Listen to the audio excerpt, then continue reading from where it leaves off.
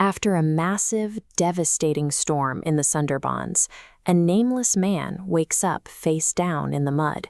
He is bleeding from 2 bullet wounds in his back. His mind is a complete blank. He has no name, no past, and no country.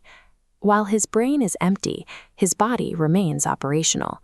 When a local honey-gatherer reaches out, the man's arm instinctively snaps into a lethal grip.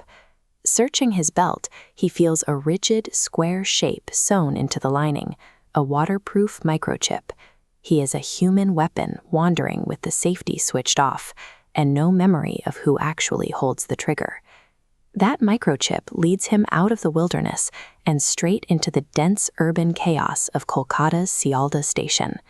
Inside locker 402, he finds 200,000 rupees, a Glock 17, and an ID card for a man named Kabir Bose.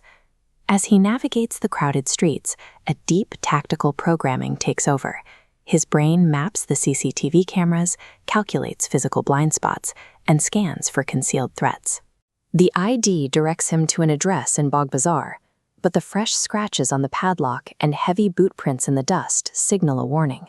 The safe house is an agency trap. 3 heavily armed operatives close in.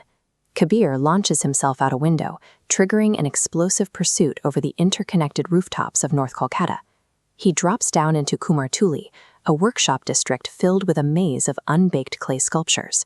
He uses them to break lines of sight, neutralizing his pursuers with cold, mechanical precision. Before reinforcements arrive, an investigative journalist named Nandini Mitra pulls him into an alleyway. She has been tracking the conspiracy and helps him disappear into the city. After the escape from Kumartuli, the confusion of the riverbank is gone. Every move Kabir makes now follows a calculated, lethal logic. Inside the sanctuary of Nandini's abandoned printing press, they plug the recovered microchip into a terminal. It is locked behind military-grade encryption. Brute force him for password would take weeks. Instead, Kabir's fingers hover over the keyboard as a fragmented memory from his childhood surfaces in his mind. He types out a verse by Rabindranath Tagore about a mind without fear. The firewall immediately drops. The unlocked drive reveals a single audio file labeled Project Kalbaisakhi. It details an assassination directive targeting an esteemed history professor, Dr. Amir Jafar, scheduled for the very next day. The agency built a killer, but they failed to delete the poetry. His childhood memories didn't just survive the memory wipe, they became the only part of his mind the agency couldn't control. After a 1,500-kilometer race across the country, Kabir and Nandini slip into the hazy glass and steel corporate hub of Gurugram. They find Dr. Jafar at an open-air cafe. He is surrounded by undercover mercenaries, calmly reciting a classical Urdu ghazal to a captivated crowd.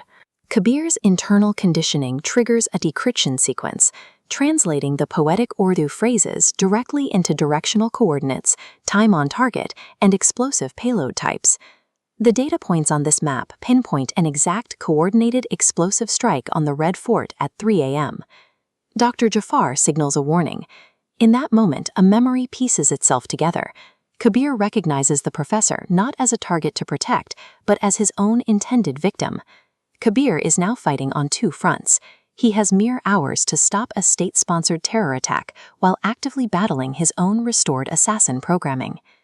At dawn, Kabir finally corners Dr. Jafar at the misty, isolated waterfront of the Okhla Bird Sanctuary. Dr. Jafar identifies the Red Fort strike as a false flag operation, a performance designed by the agency to consolidate government power through national panic.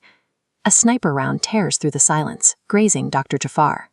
Emerging from the fog is Varun, an agency operative who is Kabir's exact mirror image, lethal, obedient, and without a conscience. Kabir dives into the mud, pulling Varun down into a brutal brawl. But Kabir quickly realizes he cannot win this way. They share the same physical training and anticipate every strike. To survive, Kabir has to abandon his tactical programming. Since he cannot break Varun's body, he has to attack his mental conditioning. Pinned under Varun's blade, Kabir begins to recite a Bengali nursery rhyme from their shared past. He uses the emotional memory to actively short-circuit Varun's brainwashing. The poem cracks the conditioning, but as an agency cleanup crew arrives, Varun shoves Kabir aside, taking a fatal sniper bullet meant for his brother. With his dying breath, he hands over the master decryption key. Kabir leaves the sanctuary with the encryption key that can dismantle the agency's server. He is heading back to Kolkata, having traded his identity as a prototype for a man with a target.